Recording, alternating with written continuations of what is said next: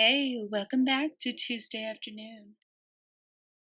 Hi everybody, it's Tuesday and welcome back. And today we're going to be making Montgomery Gator from Security Breach. If you have any suggestions on characters you would like to see next, please let me know. Like and subscribe if you like my content. I really appreciate it. Now, let's get started.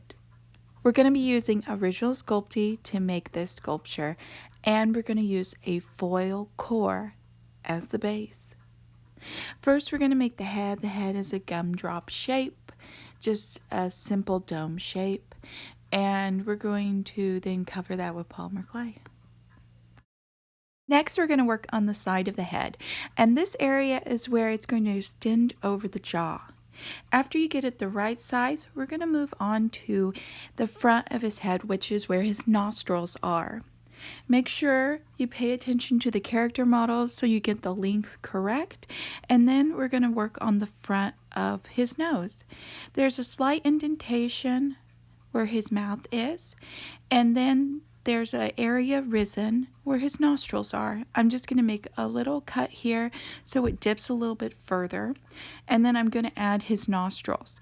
I noticed that they kind of flare out towards the mouth, so I want to make sure it has that nice little ridge. And when you're cutting the nostril holes, make sure that the bottom portion is flat. It should be very straight.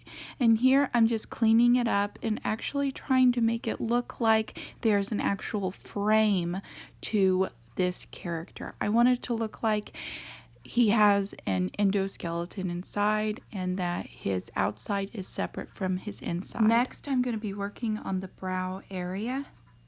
This is risen here again, just like the nostrils, and this is where you're going to paint on his brows. So we want to make sure that we have this correct because this is a fairly important part of Monty Gator. Here I'm just kind of cutting out the area where his eyes are going to be, and I'm going to use an X-Acto knife and make the cut a little bit stronger so when I go to remove the foil, it's a little bit easier. You don't have to do this, and be very careful with an X-Acto knife. I just cut out a pattern for his mohawk and rolled out some polymer clay, and I'm just going to use that as a template. You might want to add a little bit of a flare to his mohawk. That would look really nice. And I'm just going to do a basic texture on his hair.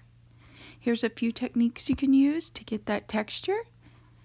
And I'm just going to test it out. It looks pretty good. I'm happy with that.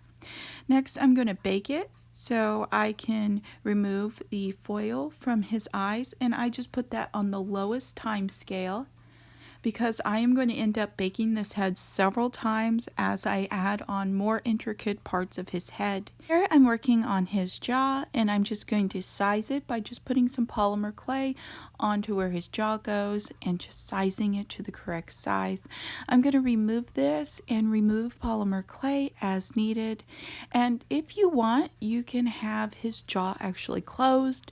Just make sure that his teeth extend over the front of his jaw. Here you can also just put a bead of polymer clay. I'm trying to make him as light as possible, and I want his tongue to fit nicely down inside his jaw, so I ended up removing some polymer clay. And here I am actually working on his teeth, and these are kind of tedious, and you have to be very careful that you don't whack the jaw against the teeth, and they are staggered, one tooth then the other, so just make sure that you have that staggered look. And I actually removed some of the polymer clay to make him even more lighter. I think that looks pretty good. Just make sure that the jaw fits nicely under that cheek area, and add your hole in so the wire can go up through the head. He doesn't have much of a neck, so I'm just going to put a wire in because it looked like you couldn't see his neck, and I want to make him as close as possible to Monty Gator. Here I'm just putting some clay in back to reinforce and smooth it out. Okay, I think that looks good. I went ahead and baked it, and now I'm working on his eyes, and At this point, you can take an X-Acto knife and reshape his eyes. I'm going to use some wire, and I'm going to actually punch a hole directly in the middle of the foil, and this is how they would fit in. Don't stick them in yet. You want to bake those separately, and if you want, you can put on some eyelids. Go ahead and bake that in the oven, and I'm going to paint his head to make sure it is correct. Covering a few more things about making the eyes. If you do put eyelids on, make sure that it will fit inside of the eye sockets. If it doesn't, you always can use an X-Acto knife and cut around the eye, but that kind of risks the eyes being too large. I recommend when you're putting the eyes in that you paint the eyelids before, because you're not going to be able to get to the area where his eyelids go in, and you want a nice transition, so go ahead and paint them before. Here I'm making his torso. I'm just marked the individual segments and I'm building up the body. Here I'm adding on the area where it extends over the lower part of the torso, and I want that part to look separate. That's why I made it in its own piece, so it has a nice lip. Here I'm just adding the detailing onto the chest. After we get the detail work done, we're going to cut out this area with an X-Acto knife and then work on the area where his legs attach. I'm just going to add a separate area, just all polymer clay, make the indents where his legs go, and then add his belt with a strip of polymer clay that I've rolled out. Just that simple. And we're going to make his little belt buckle. If you have trouble kind of judging the size, you can always make the square shape and cut it out to fit the area where the strap is. There we go. Next, we're going to work on his padded area that extend out over his arms, and it's just a really simple shape. Like so. Just pay attention to where the detailing is on his chest and make sure that they line up like on the character model.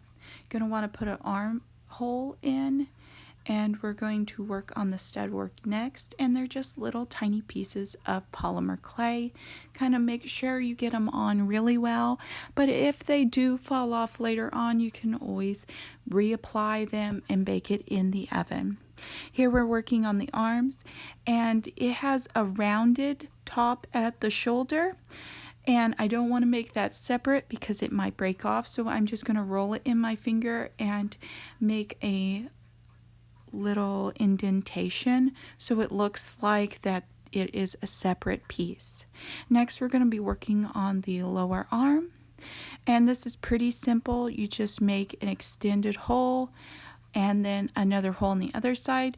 I want to make sure that the area where the elbow is cups around the upper arm so he can move his arm fairly easily, and it looks like it fits perfectly together.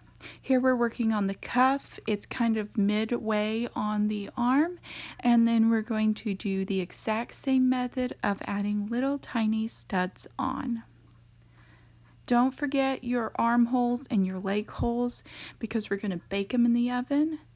And here we're working on the hands. It's just a very simple shape to the palm of the hand. I'm going to make little holes, and I've baked already in the oven the little individual ball segments. I pre-bake the balls because people might have trouble keeping the shape, and this is just easier for the beginner sculptor to have the balls pre-baked.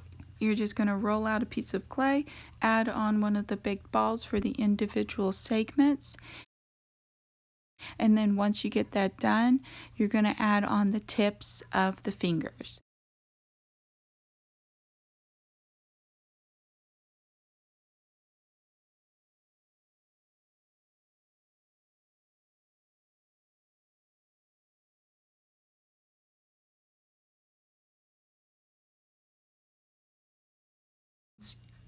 It's just a really easy shape, easy to do, and I think it looks pretty good. Next, we're going to add in the claws after this, and I'm going to add in a little indentation on each individual finger, and I'm going to take a little piece of polymer clay, roll it in my fingers, and attach each claw. After you finish the claws, you're going to want to make a hole in the wrist area so you can attach the wire. And then we're moving on to the legs. Here we're making the upper leg, and I'm just making a simple shape and pushing it into where the leg socket is. This will give me a clear definition of the area and where the hole is, so it will line up nicely. Don't forget to put the extended area where the knee is and a hole in the bottom of the leg so the wire can go in. Next, we're going to be making the lower part of the leg, and just use the character model and see how the two legs fit together. I showed how to make this with Chica, and it is almost exactly the same. If you remember how I did that and you watched the other video, then you probably can skip this portion. Make sure to add the top and the bottom hole in, and that the foot fits nicely in. Here it has a little square cut out area where it's painted purple. The tail is just a rolled out piece of polymer clay. I measured the length from the bottom of the foot up to the belt area. It's a solid piece of polymer clay. I cut it out into 5 segments, and then I put a indentation through each of the segments because it's divided up into 2s. Each segment is. Make sure that you put the hole in all the way through except for the last segment, which is going to secure the wire in.